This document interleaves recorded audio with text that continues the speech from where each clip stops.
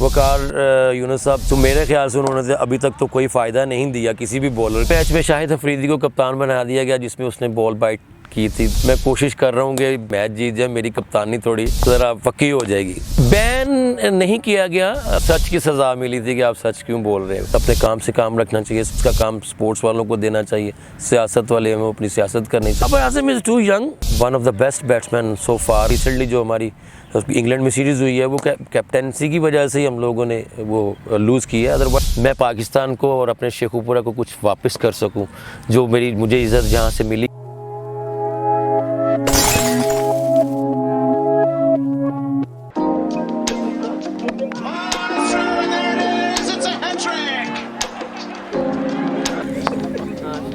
राना साहब, शेखुपुरा के ग्राउंड से लेके इंटरनेशनल ग्राउंड्स तक का सफ़र कैसा रहा? अल्हम्दुलिल्लाह, अल्लाह का शुक्र है कि मतलब जब जैसे मैंने क्रिकेट स्टार्ट की शेखुपुरा से, क्योंकि हमारे पास इतने ग्राउंड नहीं थे, इतनी फैसिलिटीज़ नहीं थी, तो ज़्यादातर जो क्रिकेट है वो मैंने लाहौर में खेली, क्लब क्रिकेट, और बड़ा ज़बरदस्त सफ़र था। बड़ी मेहनत करनी पड़ी उसके लिए, बहुत हार्ड वर्किंग करना पड़ा और बहुत सारी मुश्किलात का सामना भी करना पड़ा। वो इसलिए सबको, जितने भी क्रिकेटर्स या जो भी यंगस्टर्स खेलते हैं उनको होता है, सबको होता है, कोई भी आसानी से इतनी ऊपर नहीं जा सकता। पाकिस्तान या इंटरनेशनल क्रिकेट खेलना बड़ा मुश्किल है विदाउट एनी हार्ड वर्किंग और मेहनत के बगैर। तो आई थिंक बहुत अच्छा सफ़र था। दिन का आगाज़ और इख्तिताम कैसे होता है? दिन का आगाज़ ही अल्हम्दुलिल्लाह नमाज से होता है और इख्तिताम जो है वो भी नमाज से, और बच्चों के साथ थोड़ी कंपनी हो जाती है शाम को। सारा दिन फिर ग्राउंड में आ जाता हूँ, अकेडमी बनाई हुई है राना नवीद क्रिकेट अकेडमी शेखुपुरा में, यहाँ पे आ जाता हूँ। यहाँ पे बच्चों के साथ काम करके शाम को घर जाते हैं, फिर बच्चों को थोड़ा टाइम देते हैं। बस इसी तरह ही हमारी ज़िंदगी गुजर रही है। सर, ये क्रिकेट अकेडमी क्यों बनाई और इसको लेके फ्यूचर में क्या प्लान्स हैं? देखिए, जब मैं क्रिकेट खेल रहा था और मेरे जो आखिरी 2-3 साल थे उसमें मैंने सोचा, बड़े आराम से बैठ के सोचा कि अगर मैं क्रिकेट से रिटायरमेंट लेता हूं तो मेरा क्या गोल क्या होना चाहिए, उसके बाद मैं क्या कर सकता हूं अपने शेखुपुरा शहर के लिए। तो बस यही सोचा था कि एक क्रिकेट अकेडमी बनाई जाए जहां पे जितने भी हमारे गरीब बच्चे हैं जो अफोर्ड नहीं कर सकते उनको एक अच्छा प्लेटफॉर्म मुहैया किया जाए। क्योंकि मैं जहाँ से जब मैंने क्रिकेट स्टार्ट किया तो हमारे दौर में बहुत मुश्किल होता था, ऐसी फैसिलिटीज़ नहीं थी, बड़ी मेहनत करनी पड़ती थी, सीमेंट पिचें होती थी, ग्राउंड भी बहुत कम होते थे। तो मैंने डिसाइड किया था कि शेखुपुरा में एक ऐसी अकेडमी बनाई जाए जिससे जो बच्चे हैं इसका फ़ायदा उठा सकें और मैं पाकिस्तान को और अपने शेखुपुरा को कुछ वापस कर सकूं, जो मुझे इज़्ज़त जहां से मिली है। इस सिलसिले में मैंने फिर अकेडमी बनाई और अल्हम्दुलिल्लाह कि हमारे काफ़ी बच्चे ऐसे हैं जो कुछ PSL खेल रहे हैं, कुछ फर्स्ट क्लास खेल रहे हैं और कुछ ग्रेड 2 क्रिकेट खेल रहे हैं। तो मैं अल्लाह का शुक्र है बड़ा खुश हूँ। सर, खुद को फिट रखने के लिए कौन सी एक्सरसाइजेज करते हैं? खुद को फिट रखने के लिए बच्चों के साथ रिटायरमेंट के बाद तो मैं इतनी क्रिकेट नहीं खेल रहा, लेकिन एक कोशिश करता हूँ कि कोई क्लब का मैच हो तो बच्चों के साथ खेल लेता हूँ। अदरवाइज़ हम मतलब रनिंग शनिंग है, जिम वगैरह है, थोड़ा बहुत कर लेता हूँ, क्योंकि अभी को मेरा फ्यूचर नहीं है, क्योंकि मैं तो रिटायर हो गया हूँ। लेकिन इतना हार्ड वर्किंग नहीं हूँ, बट ये कि अपनी फिटनेस के लिए कुछ ना कुछ करता रहता हूँ। राना साहिब, आपका बेस्ट रिकॉर्ड इंडिया के खिलाफ 2005 में 6 for 27 है। अब सोचते हैं तो कैसा फील होता है? बड़ा अच्छा लगता है। अक्सर सोशल मीडिया पे और जो मुझे अक्सर मेरे जो फैंस हैं वो मुझे सेंड करते हैं, मैं वीडियोस देखता हूँ, बड़ा अच्छा लगता है। जब खेलते थे उस वक्त थोड़ा नहीं लग रहा था, लेकिन जब अब छोड़ दिया तो जाहिर बात जो मेमोरीज़ होती हैं आपकी, जो लोग फीडबैक देते हैं, उससे बड़ा अच्छा लगता है। और अल्हम्दुलिल्लाह मैं प्राउड फील करता हूँ कि मैंने पाकिस्तान के लिए एक अच्छा ऐसा कारनामा अंजाम दिया है कि जो बहुत कम फास्ट बॉलर हैं जिन्होंने इंडिया में इतनी अच्छी परफॉर्मेंस दी है, और उसमें वन ऑफ द बेस्ट जो है मेरा अल्लाह का शुक्र है कि वहाँ पे फिगर्स थे 6 for 27 अगेंस्ट इंडिया, और मैन ऑफ द सीरीज़ भी हुआ था। तो मेरे लिए वो बड़ी एक मेमोरेबल मेमोरी है और मैं जब भी उसको देखता हूँ तो मुझे बड़ा अच्छा लगता है। राना साहिब, आपके ओवर में शाहिद अफरीदी ने बॉल बाइटिंग की, वो क्या किस्सा था? आपको मैं थोड़ा सा किस्सा सुनाता हूँ, थोड़ा लंबा है लेकिन मैं थोड़ा मुख्तसर करके सुनाऊँगा।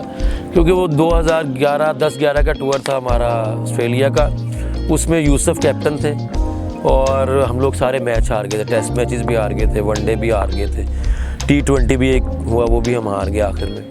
तो वो एक मैच में शाहिद अफरीदी को कप्तान बना दिया गया जिसमें उसने बॉल बाइट की थी। तो मैं उसमें खुद खेल भी रहा था, मैं बॉलिंग कर रहा था, एक एंड से मोहम्मद आसिफ बॉल कर रहे थे। तो बॉल को चबा रहे थे, तो मैंने कहा शायद ये तुम क्या कर रहे हो। तो उसने कहा कि यार मैं कोशिश कर रहा हूँ कि बॉल ज़्यादा स्विंग हो और हम लोग ये मैच जीत जाए, मेरी कप्तानी थोड़ी ज़रा पक्की हो जाएगी। वो जब उसने ये बात की तो मैंने कहा वैसे ही स्विंग हो रहा है, कोई ज़रूरत नहीं है, अगर आप कैमरे में या कहीं आ जाएंगे तो बड़ा मसला हो जाएगा। हम ये बातें कर ही रहे थे तो स्क्रीन पे जो ना वो जब वो बॉल बाइट कर रहा था तो उसकी तस्वीर आ गई। तो मुझे उसने कहा कि ये देखो ये क्या होगा। अब मैंने कहा क्या होगा, जुर्माना होगा, फ़ाइन होगा और क्या होगा। तो वो उसने बेचारे ने किया तो पाकिस्तान की जीत के लिए ही था, बट ये सारी चीज़ें फिर सोचने में आती हैं। आई थिंक कि वो उसकी कोशिश थी कि वो मैच जीत जाए, क्योंकि हम सारे मैचेस हारे थे, तो उसकी कप्तानी में वो पहला मैच था, तो उसकी कोशिश थी कि जीते। तो वो बदकिस्मती से हम लोग हार गए थे। आपको जनवरी 2010 में ऑस्ट्रेलिया के टूर के बाद बैन किया गया, आप इस फैसले को कैसे देखते हैं? बैन नहीं किया गया, वो ये था कि इन्होंने जितने भी हमारे वहाँ पे क्रिकेटर गए हुए थे, इन्होंने 1 बाय 1 करके सबसे इंटरव्यू किए कि हारने की वजह क्या है। इंक्वायरी कमेटी बनाई गई, उसमें मैं भी मतलब सारे क्रिकेटर थे जिनका उन्होंने 1 बाय 1 करके इंटरव्यू किया। उसमें ये वजह बताई गई थी कि जी मैंने उसमें सच बोला कि मुझे इस तरह लगा कि जैसे ग्रुप बंदी थी टीम में, क्योंकि मैं वहाँ पे बिग बैश खेला, तो मैंने वनडे और T20 में इनको ज्वाइन किया ना, टेस्ट क्रिकेट में मैं नहीं था। तो जो मेरी पर्सनल राय थी तो वो मैंने बयान दिया कि जी वहाँ पे मैनेजमेंट का कोई इतना रोल नज़र नहीं आ रहा था। मैनेजमेंट भी 2-3 बंदे इधर थे, 2 इधर थे। जो मैंने सच देखा, जो मुझे नज़र आया वो मैंने बताया। वो मुझे सच की सज़ा मिली थी कि आप सच क्यों बोल रहे हो। तो वो आई थिंक बैन नहीं लगाया गया था, कुछ अरसे के लिए टीम से उन्होंने ड्रॉप कर दिया था। उसके बाद आई थिंक कि मेरा ख्याल है हाँ, उसके बाद मैं फर्स्ट क्लास का एक सीज़न खेला, फिर मुझे लगा कि इन्होंने मुझे कंसीडर नहीं करना देन, फिर मैंने रिटायरमेंट अनाउंस कर दी 2012 में। हमारे मुल्क में पॉलिटिक्स बहुत कॉमन हो चुकी है, क्या पॉलिटिक्स क्रिकेट के मैदान तक भी पहुंच चुकी है? आई थिंक कि सियासत एक अलग चीज़ है और स्पोर्ट्स का शोबा जो अलहदा है। आई थिंक इसके अंदर किसी की इन्वॉल्वमेंट नहीं होनी चाहिए, जो कि इस टनोर में हो रही है। कुछ नज़र आता है कि काफ़ी है इनका इन्फ्लुएंस इसमें, सियासत का, क्योंकि ये अगर दोनों चीज़ें इकट्ठी हो जाएंगी तो फिर जैसे हमारा हॉकी का हाल हो रहा है इसी तरह हमारी क्रिकेट का हाल होगा। तो आई थिंक कि दूर रहना चाहिए इनको, अपने काम से काम रखना चाहिए, स्पोर्ट्स का काम स्पोर्ट्स वालों को देना चाहिए, सियासत वाले हमें अपनी सियासत करनी चाहिए उनको। आई थिंक इनका इन्वॉल्वमेंट अच्छी चीज़ नहीं है किसी भी मुल्क के स्पोर्ट्स के लिए। सर, आप पाकिस्तान की क्रिकेट हिस्ट्री में सबसे बड़ा प्लेयर किसको देखते हैं? पाकिस्तान की हिस्ट्री में आई थिंक जिनके साथ मैं खेला हूँ, मुझे तो इंजमामुल हक वन ऑफ द बेस्ट, मेरे जितना मैं उनके साथ खेला हूँ। उनसे पहले ज़हीर अब्बास हैं, जावेद मियांदाद हैं, हनीफ मोहम्मद है, सादिक मोहम्मद ब्रदर्स हैं, बहुत सारे प्लेयर ऐसे हैं। लेकिन आई थिंक जो मैंने अपने टूर में देखे तो वो इंजमामुल हक one of the best batsman. आपके ख्याल में दुनिया का बेहतरीन कैप्टन कौन सा है? आई थिंक मैं ज़्यादा वकार यूनुस की कप्तानी में भी खेला हूँ, यूनुस खान की कप्तानी में भी खेला हूँ, शोएब मलिक की कप्तानी में भी खेला हूँ, लेकिन मुझे सबसे ज़्यादा मज़ा जो आया वो इंजमाम साहब की कप्तानी में आया। उनको काम लेना आता था अपने बॉलर से, अपने बैट्समैनों से। वो बहुत अच्छे तरीके से हैंडल करते थे अपने जितने भी यंगस्टर या जो भी नया बंदा टीम में आता था उसको बहुत अच्छी तरह से ट्रीट करते थे, उनसे काम लेते थे। I think one of the captain जिनके अंडर में खेला वो इंजमामुल हक है। तो क्या प्रेजेंट कैप्टन बाबर आजम में इंजमामुल हक वाली क्वालिटीज़ मौजूद हैं?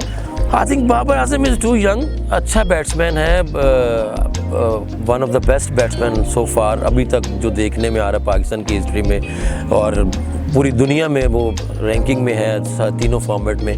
तो आई थिंक अभी यंग है, उसको काफ़ी टाइम चाहिए सीखने के लिए। कप्तानी थोड़ी जल्दी दे दी है। मैं हमेशा बात करता हूँ कि इससे पहले अज़हर अली को इन्होंने कप्तान बनाया था, उसकी परफॉर्मेंस बहुत ऊपर जा रही थी। जैसे उसको कप्तान बनाया तो अंडर प्रेशर आया, उसकी परफॉर्मेंस में बहुत फ़र्क पड़ा। मैं सबसे पहला बंदा था जो बोलता था कि इनको अभी ये जल्दी कर जाते हैं हर काम में। अभी भी इसी तरह ये अभी देख लें, रिसेंटली जो हमारी इंग्लैंड में सीरीज़ हुई है वो कैप्टनसी की वजह से ही हम लोगों ने वो लूज़ की है, अदरवाइज़ टीम हमारी बहुत अच्छी थी। ना तजर्बाकार है ना, अभी उसको टाइम चाहिए। अभी उसको अगर बनाना है डोमेस्टिक में या PSL में कप्तान बनाए ताकि वो 2-3 साल उसमें काम करे, फिर उसको कप्तान बनाए। अदरवाइज़ बहुत सारे टीम में ऐसे प्लेयर्स हैं जिनको आप कप्तान बना सकते हैं, जैसे शादाब खान है। शादाब खान आई थिंक उसने बहुत अच्छी PSL में कप्तानी की। लेकिन बाबर आजम को अब थोड़ा सा एक आध सीरीज़ खेला है, उसको थोड़ा और आइडिया होगा, कुछ सीखने को मिलेगा डेफिनेटली। उसके साथ सीनियर प्लेयर हैं, वकार यूनुस हैं, मिसबा है, यूनुस है। आई थिंक उनसे काफ़ी कुछ सीखने का मौका मिलेगा। और 2-3 सीनियर प्लेयर्स भी हैं, मलिक है, हफीज़ हैं, आई थिंक वो भी बताते होंगे। तो आई थिंक उसको टाइम लगेगा थोड़ा। राना साहब, पाकिस्तान की क्रिकेट का क्या फ्यूचर देखते हैं? देखें जी, PSL स्टार्ट होने से जो हमारी PSL 3-4 साल से हो रही है, उससे हमारी क्रिकेट को बहुत अच्छा बहुत फ़र्क पड़ा है, बहुत हमने इम्प्रूव किया है। बट ये जो लास्ट ईयर और इस साल इन्होंने स्ट्रक्चर बनाया है फर्स्ट क्लास का, आई थिंक उसमें मैं थोड़ा सा उनके ख़िलाफ़ बात करूँगा, इसलिए कि इन्होंने पहले हमारी 20 से 25-30 टीमें फ़र्स्ट क्लास खेलती थी, अब 6 हैं टोटल।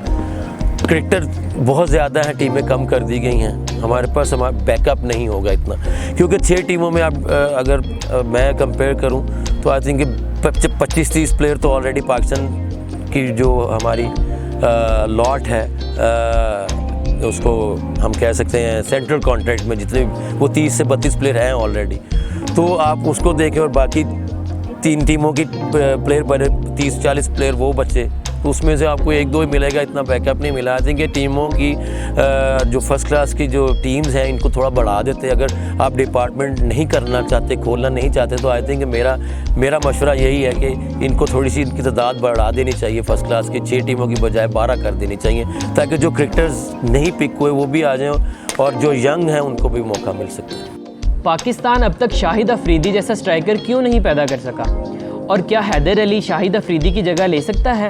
हैदर अली बहुत अच्छा टैलेंटेड बैट्समैन है, शादाब खान बहुत अच्छा आपने सारा देखा। मैं क्यों बात कर रहा हूँ कि उसने PSL में प्रूव किया कि वो नंबर 3 पे सर्कल में बैटिंग करना है, स्पेशली T20 में, तो आई थिंक इंग्लैंड में भी उसको यूज़ करना चाहिए था। अगर करते तो बड़ा फ़र्क पड़ता। और हैदर अली एक बड़ा अच्छा आई थिंक पाकिस्तान को प्लेयर मिला है T20 के लिए।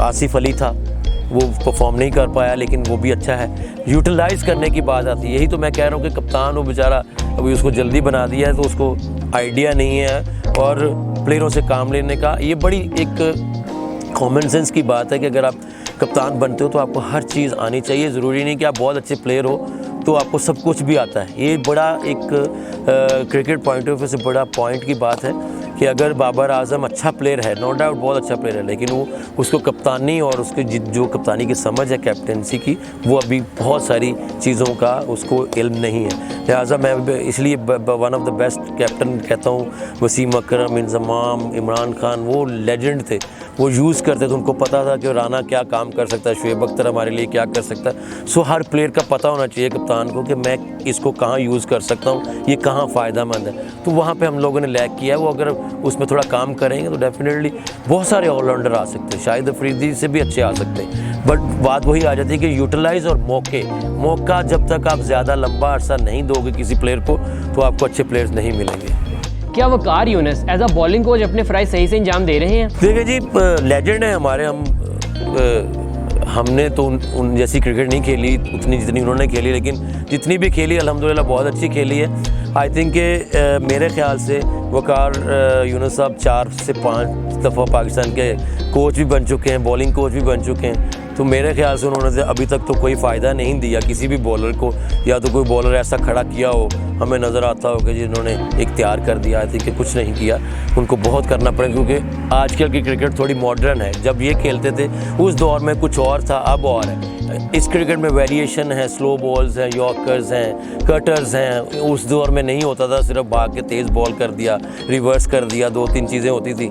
लेकिन आजकल बहुत ज़्यादा मॉडर्न क्रिकेट हो गई है, इसमें बहुत सारी वैरायटीज़ दरकार हैं, काफ़ी चीज़ें डेवलप करनी पड़ती हैं, ऑन द स्पॉट आपको हर चीज़ का डिसीजन लेना पड़ता है, बहुत तेज़ क्रिकेट होगी। तो इस लिहाज से आई थिंक वकार भाई जो है ना वो काफ़ी पीछे हैं। राना साहिब, आप अपनी एकेडमी में कौन कौन सी फैसिलिटीज़ प्रोवाइड करते हैं? हमारे पास अल्हम्दुलिल्लाह जी जिम है, स्विमिंग पूल है, अपना अभी शुरू करेंगे, और हमारे पास प्रैक्टिस पिचें हैं 14 से 15 और मिडल में 8 पिचें हैं। और अल्हम्दुलिल्लाह हमें 7-8 साल से पाकिस्तान डोमेस्टिक क्रिकेट जो ग्रेड 2 है, पाकिस्तान अंडर 19 वुमेंस की सारी क्रिकेट हमारी ग्राउंड में होती है।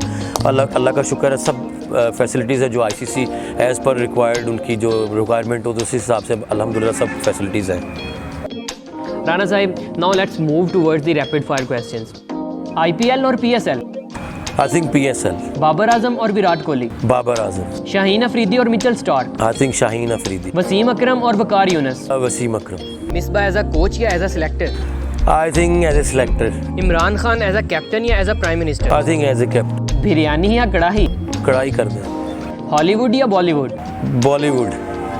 राना राना साहिब लास्ट पे यंग क्रिकेटर्स के लिए कोई एडवाइस देना चाहें आप? हमारे जितने भी यंगस्टर्स हैं, मेरा मतलब हमेशा एक ही मैसेज होता है, प्ले फेयर, शॉर्टकट ना ढूंढें, हार्ड वर्किंग, मेहनत करें। हमेशा अल्लाह ताला उस बंदे का साथ देता है जो मेहनत करता है, और मेहनत कभी रायगा नहीं जाती।